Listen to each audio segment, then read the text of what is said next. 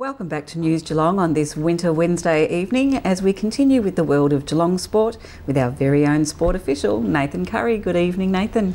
Thank you, Meryl. Good evening to you and good evening to everyone. First up, our good friend John Dunn brings us all the latest from the Geelong Racing Club. What have you done this week, John? Last Friday afternoon here at Geelong, it was Jeans for Jeans Day.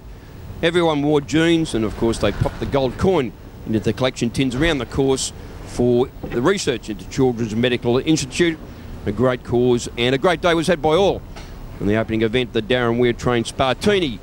He respected big odds, 15s into 9s, and he and Jacob Rule got the job done nice. In the straight, defying gravity in front. Spartanini quickly going after it. They were followed further back in the field by There's Only One going to third. Conscious Tactless running on, but going up Spartanini. Race is clear. There's Only One starting to get mobile when it's all over, but Spartanini's pinched a break 50 out, and Spartanini goes on to win. The Peter Snowden trained Galloper broadcast. He'd had one start for a second at Moonee Valley, which suggested he'd be the horse to beat here at Geelong in the Betfair Maiden Plate.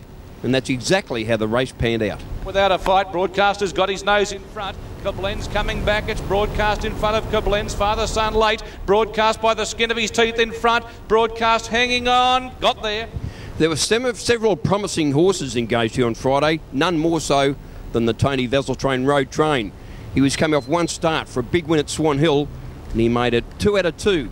With another big win in the CGU Insurance Plate. Here's Florin and Bluey's miss. Morfontaine the gold colours. Road Train flat as a biscuit. Florin going up. Road Train winding up. Morfontaine. And here's Pounce on the couch. Pounce on the couch on the outside after Road Train and Florin. Road Train hit the lead. They hit it. Gee, I'm not sure.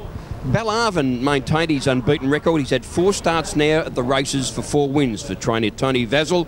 He completed a double for Vassell when he had scored a big win in the Jeans for Jeans Day handicap, the main race of the day. Harkaway running on, wide out Scaredy Mac from Dane the Ray. Ballavand in front, led by a length on Harkaway, trying hard. Windara Place getting up on the inside, but it's Ballavand in front. Scaredy Mac from the clouds coming late. Ballavand stalling them off with Dempsey running on. Ballavand too good, unbeaten wins. One trainer who has a great liking for the Geelong synthetic is the Cranbourne horseman Brian Jenkins.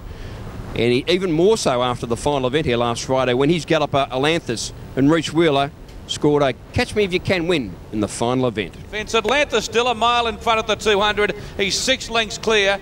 Tawakoni is thundering down the outside with Roses Delago running on, but Atlantis, Reece Wheeler's pinched this. He's out on his feet, but he's going to win. Tawakoni, Rosa Delago goes to second. And that's a wrap-up for Jeans for Jeans Day here at Geelong last Friday. It's all on again this Friday. We hope to see you all here. Thanks for that, John. News Geelong's man at the Geelong and District Football League, Cal Lowther, is back in town, and he caught up with Thompson ruckman Jeremy Babb after his side's drubbing at the hands of Bellpost Hill last Saturday at Godfrey Street. Disappointing loss today, but you must be really happy with how young players played. Yeah, obviously disappointing to miss out on finals, you know, but this year it's been about rebuilding, and I think we've had probably 5 or 6 of the under-18 kids come up and they've held their spots really well, which is a pleasing sign for us, so yeah. Are you confident in the next couple of years that you'll be able to find your way back into the finals and possibly have a go at the premiership? Yeah, definitely. You know, we've got a good young group together, and we're all moving forward. You know, we do hang around off the field, which is going to hold us in good stead, and put the hard yards in on the training track, and we should be right. So, terrible conditions today. Obviously, not much fun in the mud. Yeah, no, a little bit slippery, but that's just part and parcel. So, yeah, can't go wrong. Just finally, where do you think your team really struggled today? I know they're a really good side, but what were some of the things that were said? Why you couldn't get the job done today? Yeah, I think just probably chop the ball over coming out of the back line and moving forward. So, you know, we had plenty of it in that first half, just couldn't capitalise on the scoreboard. But, yeah, you know, these things happen, and, yeah, you know, that's it. Good to have you back, Cal. Next up, News Geelong caught up with Geelong Cats skipper Cameron Ling to find out what the players thought of the new funding for Skilled Stadium. It's fantastic for the players. Obviously, as Bomber said earlier, we probably got all our facilities and training facilities that we needed in the last stage, and we've got a great gym and great warm-up area and everything like that, which is fantastic. But I suppose from a Geelong boys' perspective, growing up here, it's just great to see Geelong going ahead and obviously any development in Geelong's fantastic, and hopefully the city continues to grow, and it's also good at getting recognised on the international scene, with hopefully the 2022 World Cup bid being successful, and playing the soccer down here would be great. Thanks for that, Cam. After catching up with Ling, we moved over to Cats coach Mark Bomber Thompson to find out about his thoughts for the Cats' future this year. Now, Bomber, are you considering resting a few players going into the finals, given you already have guaranteed a top 4 spot? No, I don't think so. We're just going to take the same policy if they're sore in some spots, and we just take a risk whether if we play them, are they going to prolong their healing. If that's a yes, then we probably won't play them, and if it's a no, then we will play them. So it's just business as usual, really. What was your take on last Saturday's game? There has been a lot of talk about it. No, we didn't play particularly well.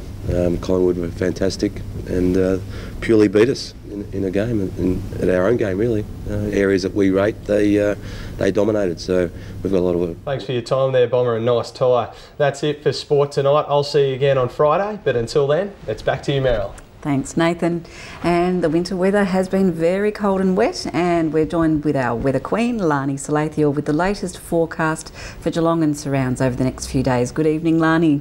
Good evening, Meryl. Good evening, everyone. I think I could sum it up in 3 words. It's rain, windy and very cold for the weekly forecast. Taking a look at tomorrow, a cloudy day and very windy in the afternoon with some scattered showers around, a maximum of 13. For Friday, a partly cloudy day with some isolated showers, again in Geelong, a maximum of 14. For the weekend, Saturday, a partly cloudy day with a chance of showers later on in the day, a maximum of 15. For Sunday, a partly cloudy day with some isolated showers, again a maximum of 15. And for the start of next week, Monday, a cloudy day, isolated showers possible again with a maximum of 14. And today we had a cloudy day with some areas of rain around in Geelong and a very windy afternoon. We had a minimum of just 6 today and a maximum of 13. So Meryl, until next week, that's the weather. Thank you, Lani, and thank you for being with us on News Geelong. I look forward to your company on Friday night, and until then, from all the team at News Geelong, have a good evening and a great night.